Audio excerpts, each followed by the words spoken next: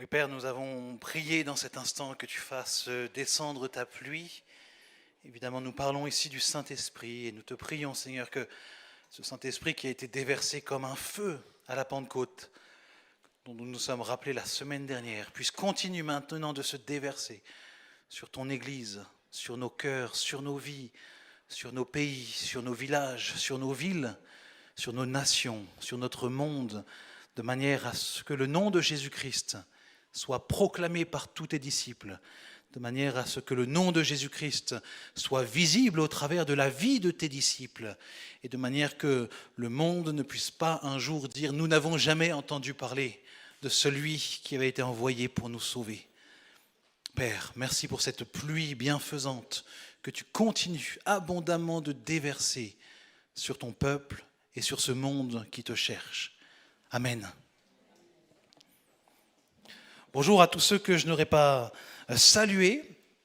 On se retrouve aujourd'hui pour passer un petit temps dans la parole de Dieu. Est-ce qu'on peut afficher, s'il vous plaît, il y a une seule image dans l'ensemble des choses que j'ai mis sur Vidéopsalm. Et ça me permet de vous poser une question d'introduction que j'espère que vous n'allez pas mal interpréter. Voilà. Comment va votre iceberg à vous?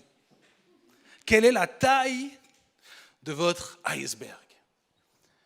J'espère vous susciter un peu l'attention ici pour savoir un peu plus tard, mais de quoi est-ce que là Rodolphe veut nous parler quand il nous pose cette question? Mais à quoi ressemble votre iceberg à chacun d'entre vous? Et je propose qu'on garde ça à l'esprit. Tant qu'on ne lit pas la Bible, on peut le laisser ici à l'écran. Et j'aimerais vous poser une autre question à laquelle finalement je ne vous laisserai pas le temps de répondre. Que se passe-t-il lorsque l'on pêche un poisson qui est encore vivant et qu'on le positionne en dehors de l'eau sur le bateau? Il n'est pas dans l'eau. On sait que naturellement, le poisson, qu'est-ce qu'il va faire? Il va se remuer dans tous les sens, il va sauter un peu dans tous les sens et il va essayer d'agir comme un poisson, mais dans un environnement qui n'est absolument pas adapté à lui. Et la seule chose qu'il va essayer de faire, eh bien, c'est au moyen d'énormément d'efforts, de pouvoir sauter à nouveau dans l'eau pour pouvoir retrouver un environnement qui lui soit favorable. Et ce dont j'aimerais nous parler aujourd'hui, eh bien, c'est que le chrétien aussi, par moments, peut agir un peu comme un poisson qui a été pêché, qui a été placé dans un mauvais endroit, c'est-à-dire qu'il gesticule dans tous les sens pour une simple et bonne raison, c'est que parfois nous nous plaçons dans des environnements dans lesquels nous ne sommes pas prévus pour y vivre et pour y être. Et c'est ce qu'on va voir ensemble. Nous allons voir qu'en tant que chrétiens, par moments, nous sommes comme les poissons, nous faisons des efforts dans notre vie pour honorer Dieu, pour lui plaire en lui obéissant, mais nous nous fatiguons et nous luttons parce que nous ne sommes pas dans un environnement propice à notre développement et notre épanouissement à la ressemblance de Jésus-Christ. Cet environnement dont je veux vous parler aujourd'hui, ce n'est pas un lieu à proprement parler, c'est une personne dont on a présenté, dont on a invoqué la personne pendant notre culte, pendant notre temps de louange, le Saint-Esprit. Celui dont on a déjà parlé la semaine dernière, lorsqu'on a célébré, on s'est rappelé ensemble que historiquement, Jésus et le Père ont déversé le Saint-Esprit sur son Église. L'environnement qui doit être le nôtre pour vivre notre vie chrétienne, c'est l'environnement du Saint-Esprit, et c'est ce dont je veux qu'on parle aujourd'hui. Et je propose qu'on puisse lire ensemble les textes qui vont s'afficher. On est dans la suite de l'Épître aux Galates, au chapitre 5, et je vais prendre à partir du verset 13 jusqu'au verset 26. Vraiment, ça doit s'afficher. Merci beaucoup. Donc, Galates, chapitre 5, merci, à partir du verset 13. Oui, mes frères et sœurs, vous avez été appelés à la liberté. Seulement, ne faites pas de cette liberté un prétexte pour vivre comme des hommes livrés à eux-mêmes. Au contraire, par amour, mettez-vous au service les uns des autres, car la loi se trouve accomplie tout entière par l'obéissance à cette seule parole, tu aimeras ton prochain comme toi-même. Mais si vous vous blessez les uns les autres, et si vous vous entre-déchirez, prenez garde, vous vous détruirez mutuellement. Je vous dis donc ceci, menez votre vie dans la dépendance du Saint-Esprit, et vous n'obéirez pas aux désirs qui animent l'homme livré à lui-même. Car ces désirs sont diamétralement opposés à ceux de l'esprit, et l'esprit a des désirs qui s'opposent à ceux de l'homme livré à lui-même. Les deux sont opposés l'un à l'autre. C'est pourquoi vous ne pouvez pas être votre propre maître. Mais si vous êtes conduit par l'esprit, vous n'êtes plus sous le régime de la loi. Tout le monde voit bien ce qui procède de l'homme qui est livré à lui-même, l'immoralité, les pratiques dégradantes, la débauche, l'adoration des idoles et la magie, les haines, les querelles, la jalousie, les accès de colère, les rivalités, les dissensions, les divisions, l'envie, l'ivrognerie, les orgies et autres choses de ce genre. Je ne puis que répéter ce que j'ai déjà déclaré à ce sujet. Ceux qui commettent de telles actions n'auront aucune part à l'héritage du royaume de Dieu. Mais le fruit de l'esprit, c'est l'amour, la joie, la paix, la patience, l'amabilité, la bonté, la fidélité, la douceur, la maîtrise de soi. La loi ne condamne certes pas de telles choses. Or, ceux qui appartiennent à Jésus-Christ ont crucifié l'homme livré à lui-même avec ses passions et ses désirs, puisque l'esprit est la source de notre vie. Conduisons-nous selon sa volonté. Ne soyons pas vaniteux et évitons de nous provoquer les uns les autres et de nous jalouser mutuellement. Ici s'arrête la lecture de la parole de Dieu. Simplement pour la sono, est-ce qu'on peut vérifier qu'il n'y ait pas de réverb, s'il vous plaît, sur ce micro-là, pendant le message? Parce que sinon, vous allez ressortir d'ici avec la tête en vrac. Alors, un peu d'éléments de contexte pour se rappeler, puisque la semaine dernière, on n'était pas dans l'épître aux Galates. On trouve une église ou plusieurs qui se trouvent en Galatie, et il va exposer ici un enseignement contre une fausse compréhension de ce que c'est qu'être libre en Jésus-Christ. Il semblerait qu'il y avait deux courants qui étaient totalement diamétralement opposés, qui étaient présents dans l'église des Galates, dans les églises des Galates. D'un côté, il y avait des personnes qu'on appelle des judaïsants, c'est-à-dire qui étaient poussés par un désir légaliste, qui désiraient imposer des pratiques issues de la loi de Moïse, telles que la circoncision, par exemple, en leur expliquant, eh bien, si vous voulez vraiment être sauvés, il faut croire en Jésus, et en même temps, il faut vous circoncire, il faut faire ceci, il faut faire cela, etc. Et donc, ce que Paul leur dit et leur explique dans les chapitres précédents, si la condition du salut n'est pas juste Jésus-Christ et la foi que l'on place en lui, et qu'il faut rajouter autre chose, Paul dira de manière très claire, dans ce cas-là, Jésus-Christ est mort pour rien. Et de l'autre côté, on retrouve une vision qui est diamétralement opposée, qui dit « Nous sommes libérés de la loi par Jésus-Christ. Nous ne sommes plus sous la condamnation. Donc maintenant, on fait ce qu'on veut avec notre corps. On fait ce qu'on veut avec notre vie.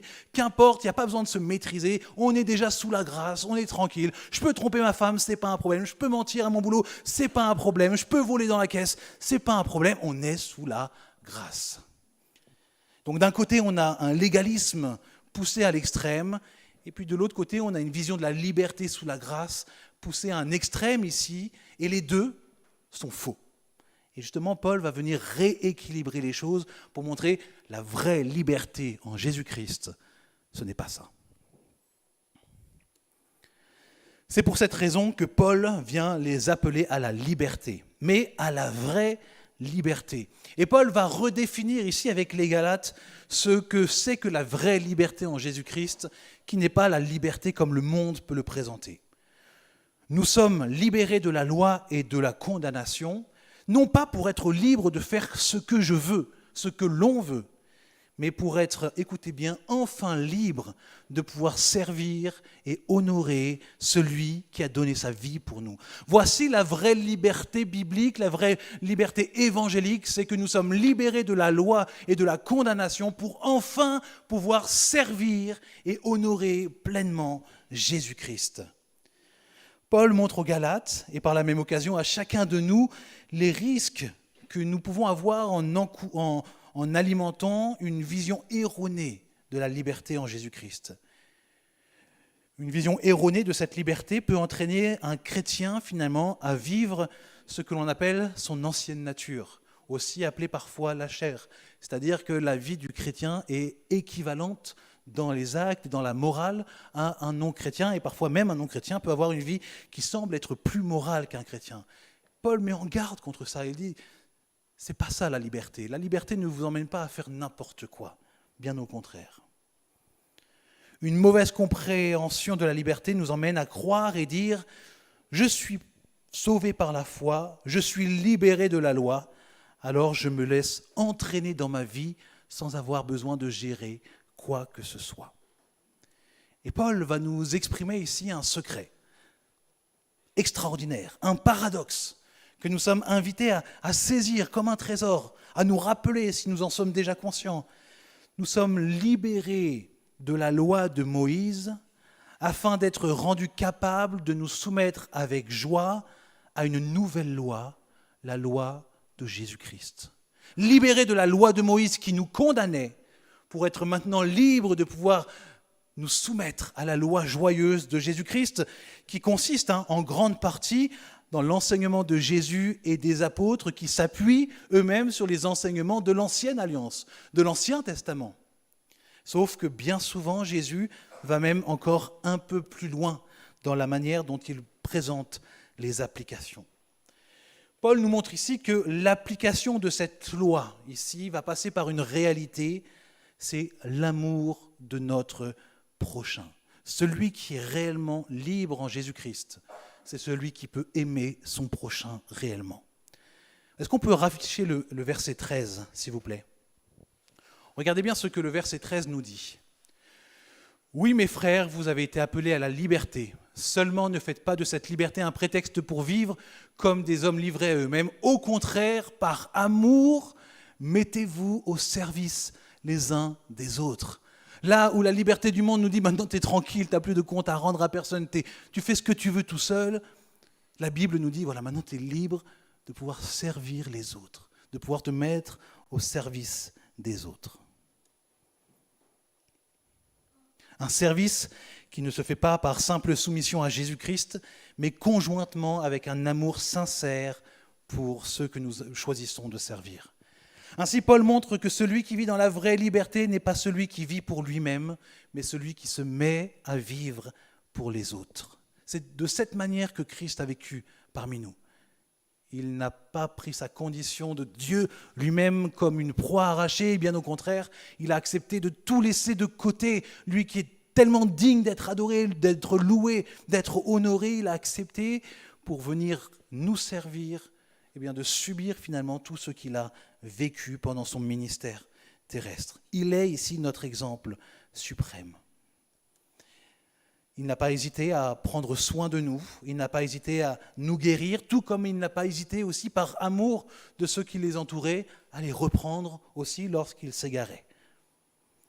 Alors que nous arrivons ici à la fin de cette première partie, nous pouvons déjà nous demander comment est-ce qu'aujourd'hui je considère ma liberté en Jésus-Christ ?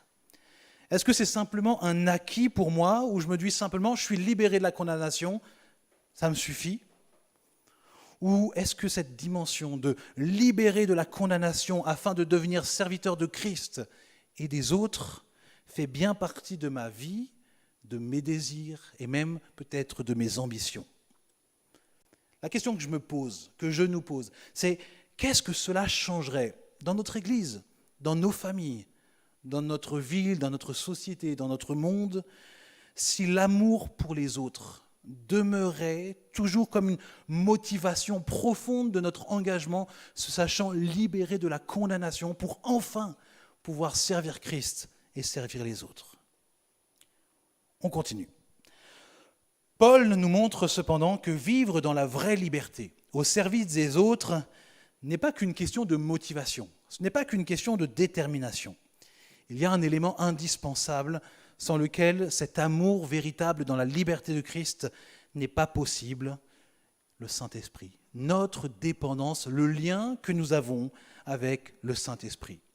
Si nous essayons de servir les autres par simplement nos propres forces, ou alors simplement parce que nous sommes plutôt à l'aise dans le fait de pouvoir soutenir les personnes qui nous entourent, sans faire appel justement à cette puissance spirituelle qu'est la personne du Saint-Esprit, eh bien nous allons nous épuiser, et c'est là où le chrétien finalement se retrouve comme un poisson hors de l'eau, C'est-à-dire, il s'agite, il fait beaucoup d'efforts, mais il n'a pas l'environnement dans lequel il peut porter de beaux fruits.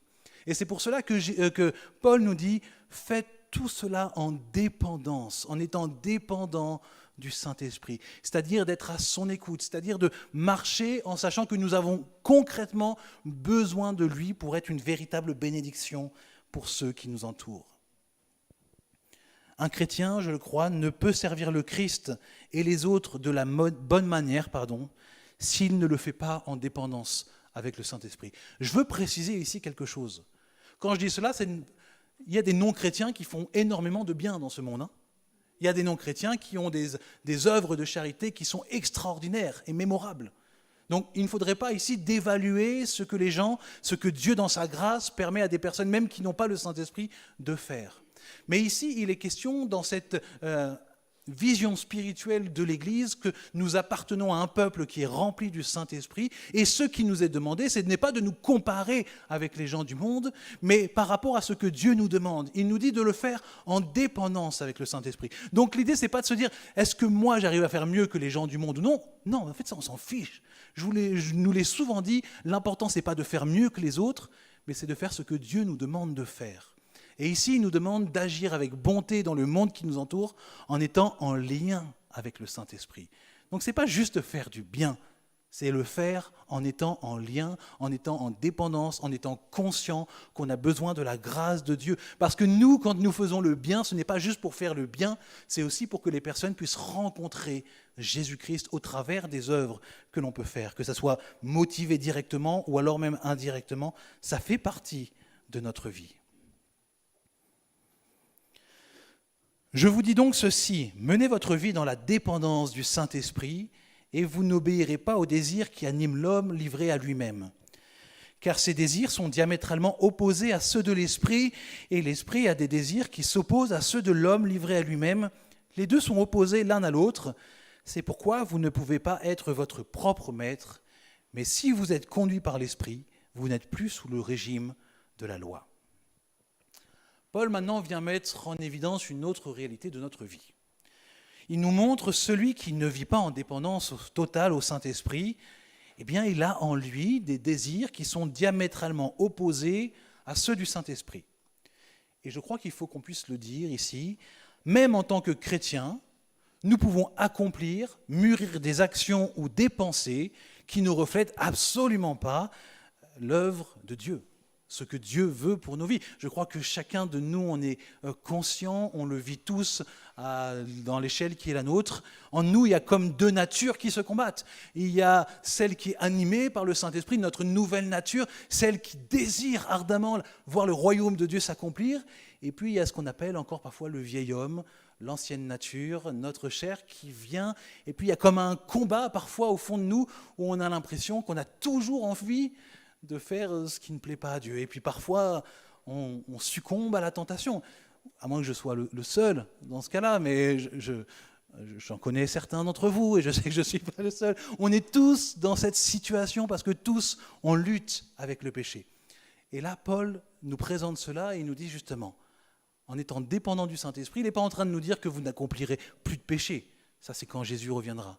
Mais il est en train de nous dire que c'est une solution extrêmement utile, un moyen extrêmement utile de pouvoir combattre ici ce qui déshonore Dieu dans notre vie.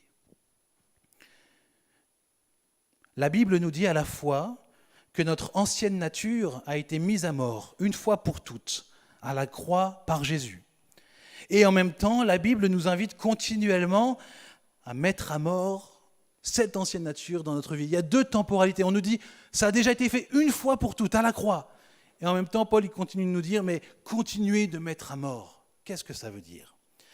Eh bien, ça veut dire qu'une fois pour toutes, à la croix, Jésus a accompli ce qui nous a totalement libérés réellement de la condamnation.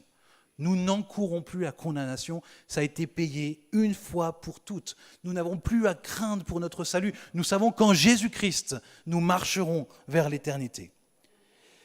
Mais l'aspect actuel de la mise à mort de notre chair vise à rappeler qu'en tant que Jésus, justement, ne sera pas revenu, eh bien, c'est comme s'il y avait encore des résidus qui sont là de notre ancienne nature et puis qui veulent en quelque sorte nous combattre en nous-mêmes.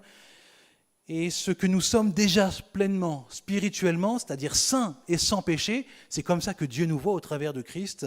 Paul nous dit simplement, continuez de marcher pour que votre vie, votre corps, ce que vous accomplissez, soit de plus en plus semblable à ce que vous serez réellement dans l'éternité. Donc réjouis-toi de cette œuvre éternelle qui t'a libéré du péché, mais continue de marcher de manière à ce que dans ta vie au quotidien, tu reflètes cet état vers lequel tu marches.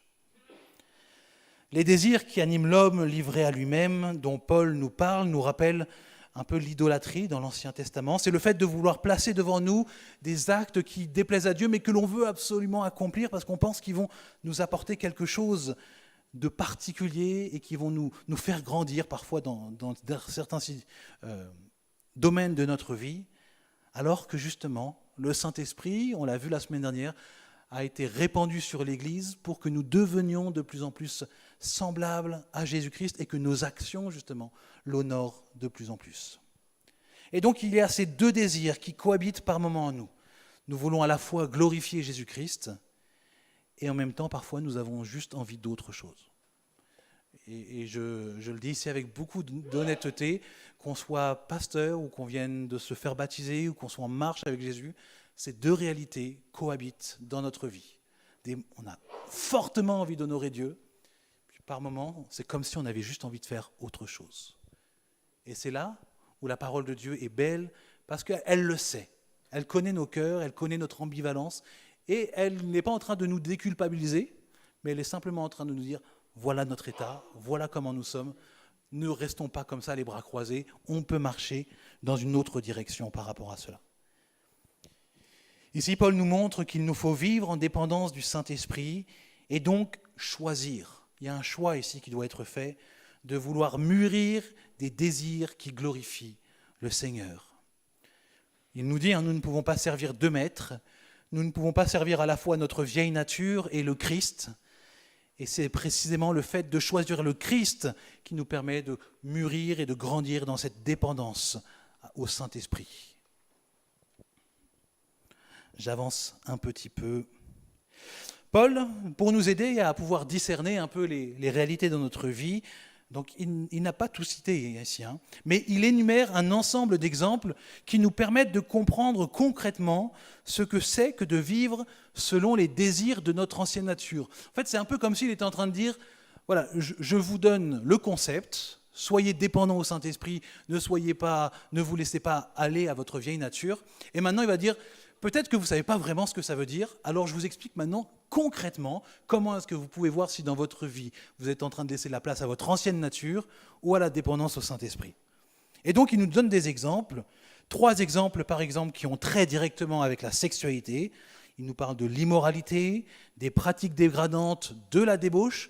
On a parlé de l'immoralité sexuelle il y a très peu de temps. Vous pouvez retrouver le message sur Internet, donc on ne va pas refaire ici un gros pavé dessus, parce que j'en ai déjà parlé il y a vraiment très peu de temps. À la suite de cette immoralité sexuelle, il parle de choses religieuses. Il dit l'idolâtrie et la magie. Elles sont associées ensemble. C'est comme s'il était mis en évidence que dans des pratiques religieuses qui ne sont pas en lien avec Christ, il y a de la magie. Il y a quelque chose qui déshonore ici Christ. Et je crois que parfois aussi l'histoire nous a montré, et même l'histoire contemporaine, que même avec le christianisme, parfois il y a de la magie qui peut y être associée, des choses fausses, de l'idolâtrie. Et parfois on entend dans des situations, dans ma culture, c'est souvent des questions culturelles, dans ma culture, la foi en Jésus, elle ne s'oppose pas au fait d'aller voir des marabouts. Je peux aller au culte le dimanche, entendre une prédication sur la liberté en Christ, la toute-puissance de Christ, et puis l'après-midi, parce que j'ai un peu peur des démons ou j'ai un peu peur de ce qui peut m'arriver, je vais voir le marabout de mon village ou n'importe où.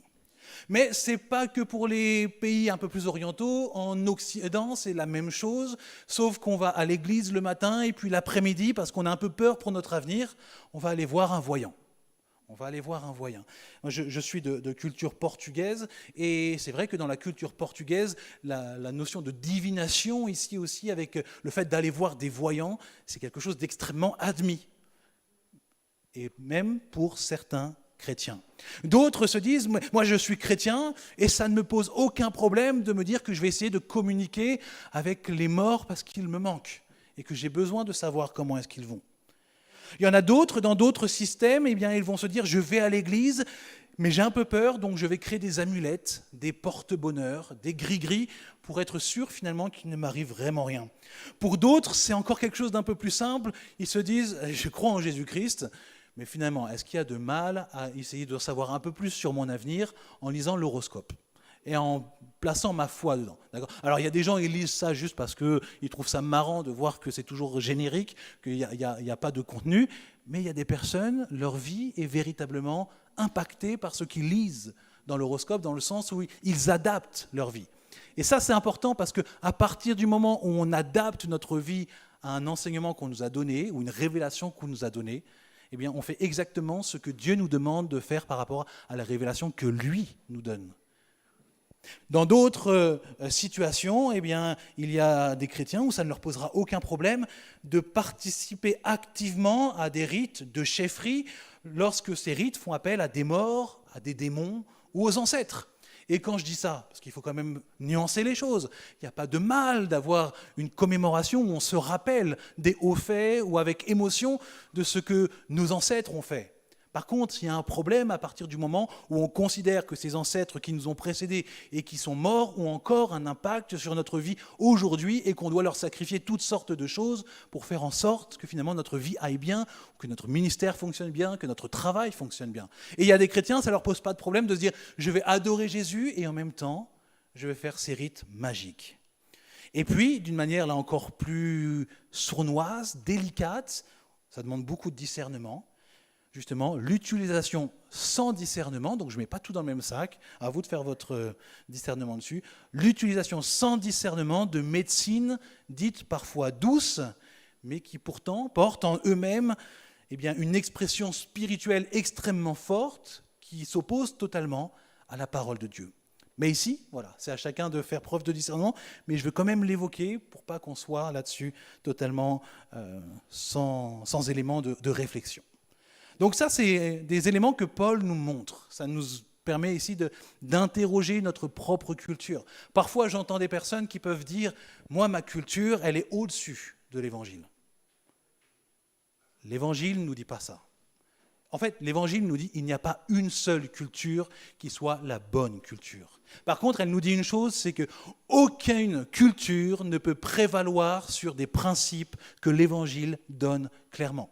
Nos cultures sont souvent très bonnes sur plein de points, mais à partir du moment où une culture nous dit « tu dois faire ceci qui n'est pas en lien avec l'Évangile », alors ça veut dire que nous péchons ici, si nous préférons de nous soumettre à notre culture plutôt qu'à la culture, on va dire, de l'Évangile, à la loi de l'Évangile.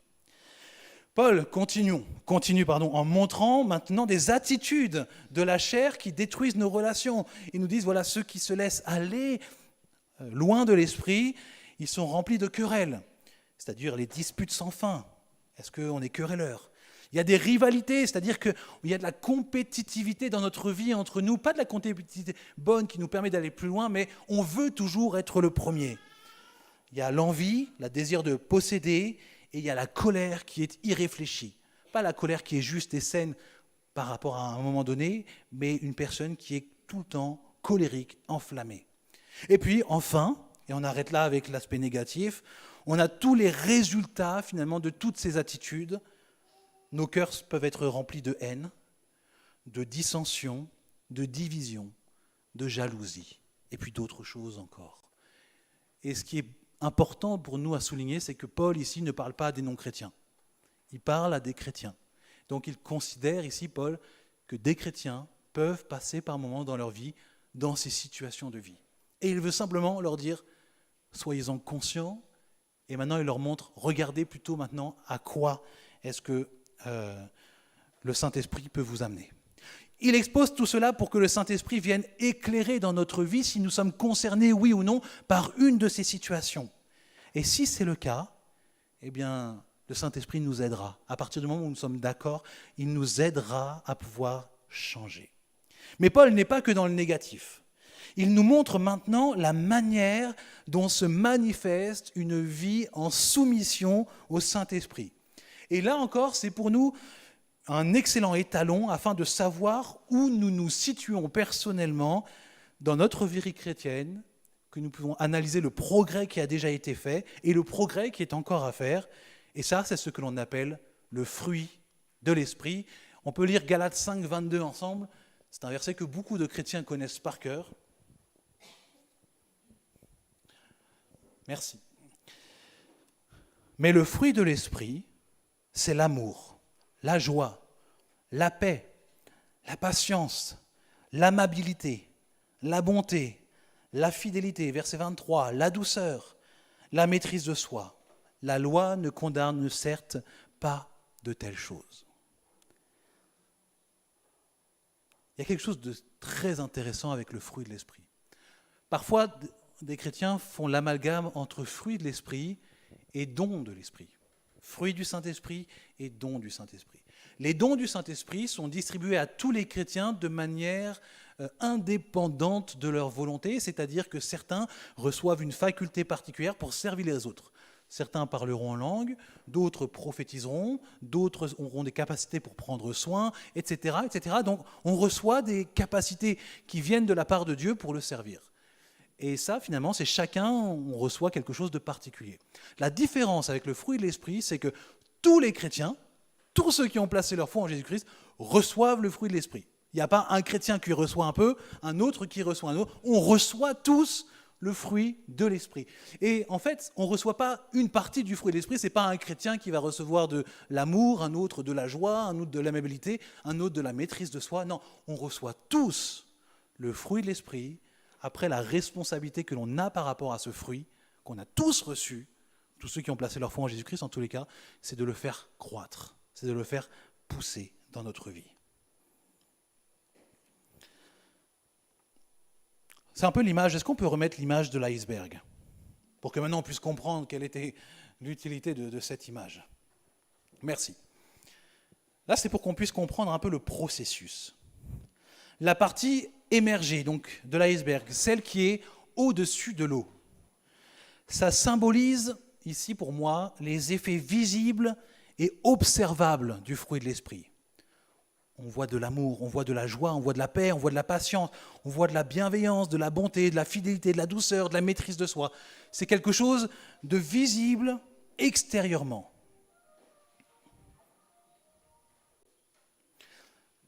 Ensuite, qu'est-ce que l'on voit? On voit que sous la surface, il y a une quantité bien plus importante que ce que l'on voit à l'extérieur. Sous la surface de l'eau se trouve en réalité le processus invisible du développement du fruit du Saint-Esprit. C'est une transformation intérieure avant tout qui se produit au fil du temps, grâce à la relation que nous construisons avec notre Dieu, à notre engagement aussi personnel à vouloir grandir à la ressemblance de Christ. Ce processus invisible ici, dans notre vie, il inclut la prière, la lecture de la parole, la communion que l'on a ensemble avec les autres croyants, l'obéissance aux enseignements de Dieu et la recherche de notre soumission au Saint-Esprit. Et en fait, la partie extérieure de l'iceberg ne pourrait pas tenir s'il n'y avait pas cette partie inférieure de l'iceberg qui est bien plus épaisse, bien plus grosse. Au fil du temps, à mesure que nous cultivons justement ces qualités spirituelles qui sont invisibles, les effets deviendront de plus en plus visibles. L'iceberg émergera de l'eau de plus en plus et il sera alors de plus en plus observable par ceux qui sont en train justement de l'extérieur observer cet iceberg, le fruit de l'esprit dans notre vie. Et alors, parfois il y a des chrétiens où ils se disent dans leur vie, mais moi j'ai reçu le Saint-Esprit et j'ai l'impression qu'il n'y a rien qui change. Si, c'est juste que tu ne le vois pas encore. Il y a un travail en profondeur dans ta vie qui est en train d'être fait en ce moment par le Saint-Esprit, justement, pour que, au moment voulu, le moment qui sera le bon, ça puisse être observable par les autres, par ceux qui sont à l'extérieur et qui te regardent. Mais le Saint-Esprit, lui, est toujours à l'œuvre en profondeur dans notre vie, de manière à ce que ce qui ressorte, finalement, soit un beau fruit qui puisse honorer Jésus-Christ. En utilisant cette illustration de l'iceberg, c'est le processus du développement du fruit du Saint-Esprit dans notre vie que je veux mettre en avant. C'est avant tout quelque chose d'invisible avant de devenir quelque chose d'observable par tous.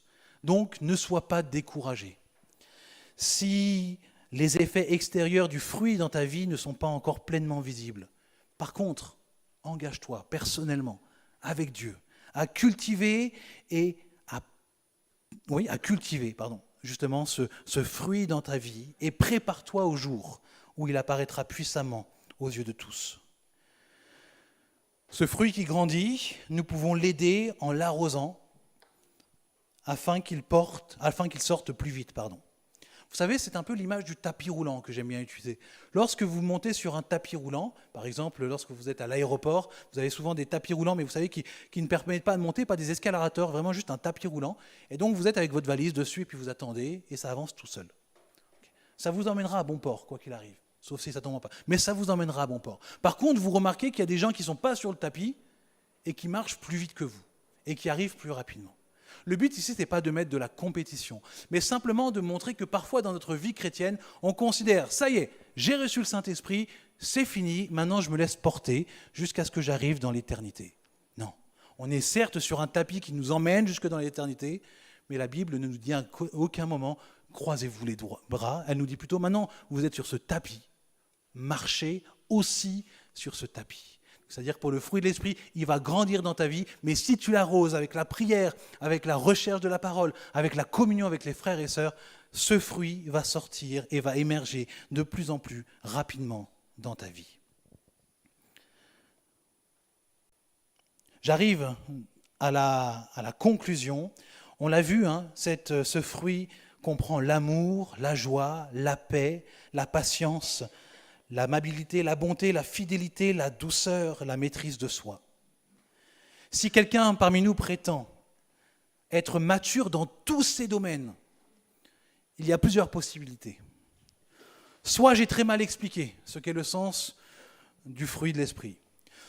Soit la personne se fait une opinion très élevée d'elle-même, probablement au-dessus de la réalité, ou alors soit cette personne est morte et le Seigneur Jésus est déjà revenu.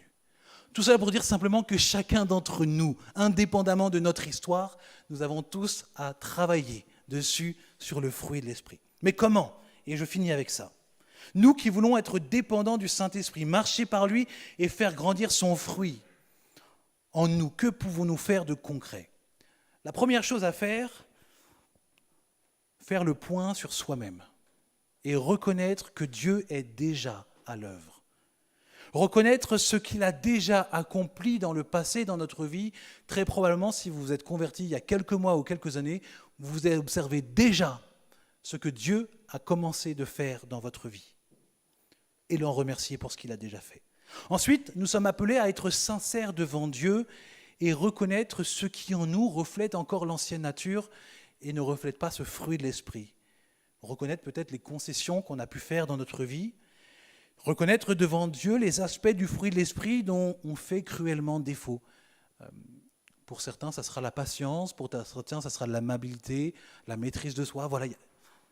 Reconnaître cela devant Dieu, devant lui et dire, je reconnais aujourd'hui, Seigneur, que dans ma vie, la maîtrise de soi et la patience, c'est vraiment pas mon fort. Et à chaque fois, je chute et même je pêche à cause de mon manque de maîtrise de moi-même. La seconde étape, une fois qu'on a fait cette introspective personnelle, eh bien, c'est que se rappeler qu'en Christ, nous avons la victoire. Se rappeler qu'en Christ, notre ancienne nature a déjà été crucifiée. Se rappeler qu'en Christ, nous sommes déjà prédestinés ici à ce que tout ce que nous venons de confesser disparaisse totalement un jour de notre vie. Ainsi, nous ne sommes plus esclaves.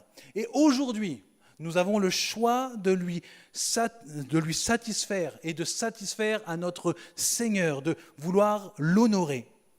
Mais je veux rappeler que cela est un combat de toute une vie, un combat dans notre comportement, mais encore plus un combat dans notre cœur et dans nos pensées.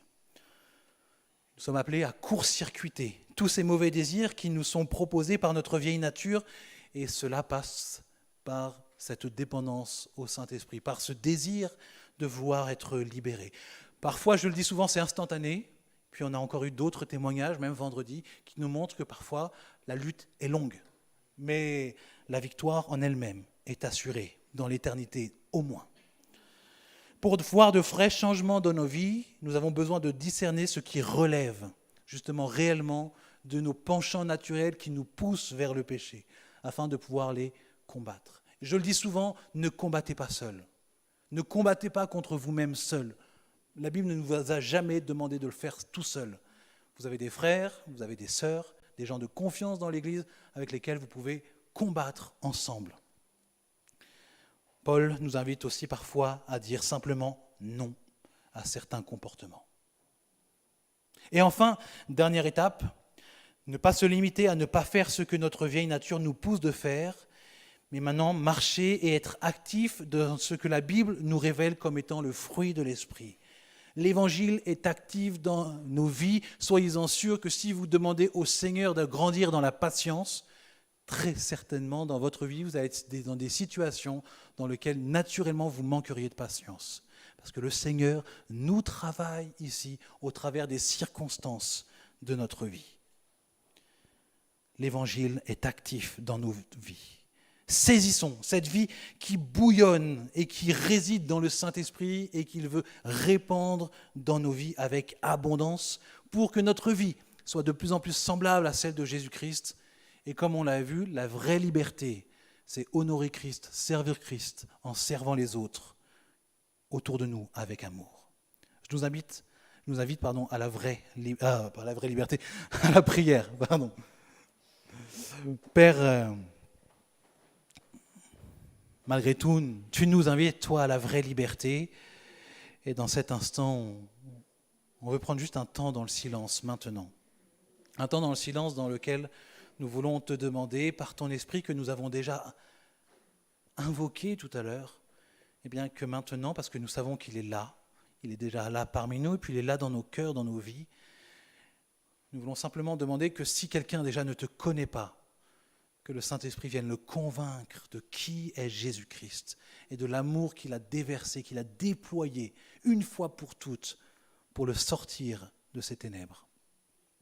Et puis pour ceux qui te connaissent, qui connaissent Jésus-Christ, qui sont remplis du Saint-Esprit d'ores et déjà, je te prie simplement que tu viennes par ton esprit illuminer maintenant dans nos cœurs toutes les belles choses que tu as déjà faites pour que nous puissions te remercier.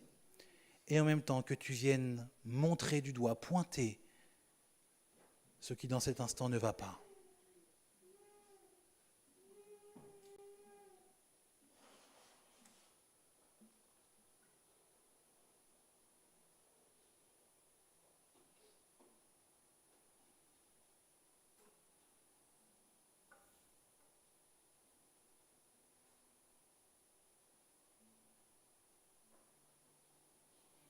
Père, et alors maintenant que par ton esprit tu as touché, que tu as mis en lumière quelque chose qui ne t'honore pas, je prie que tu remplisses toutes ces personnes qui ont été touchées dans cet instant de ta grâce, de ton amour, de manière à ce que, Seigneur, tu les accompagnes dans la vraie liberté et qu'ils ne combattent pas seuls, mais qu'ils combattent en comptant sur ton esprit, en comptant sur l'Église, en comptant sur ta grâce. Sois glorifié parmi nous encore une fois. Alléluia. Amen.